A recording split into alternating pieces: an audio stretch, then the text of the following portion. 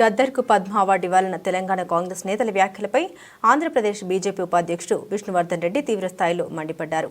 గద్దర్కు ఏ హోదాలో పద్మ అవార్డు ఇవ్వాలి, కాంగ్రెస్ వాళ్లు రేపు ఉగ్రవాదులకు కూడా అవార్డు ఇవ్వమంటారేమో అని ఆగ్రహం వ్యక్తం చేశారు. రాజ్యాంగాన్ని విశ్వసించిన వ్యక్తికి పద్మ అవార్డు ఎలా ఇస్తారని ప్రశ్నించారు.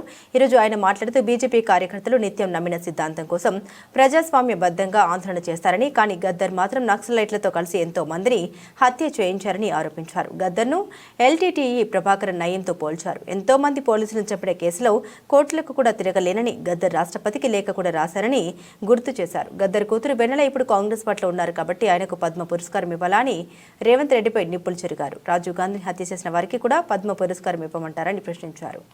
గద్దర్కు ఎల్టీటీ తీవ్రవాదులకు తేడా ఏమిటో చెప్పాలన్నారు. మాజీ మావోయిస్టు రాజ్యాంగ వ్యతిరేకి అయిన గద్దర్కు ఏ హోదాలో అవార్డు ఇవ్వాలో తెలంగాణ సీఎం రేవంత్ రెడ్డి చెప్పాలన్నారు.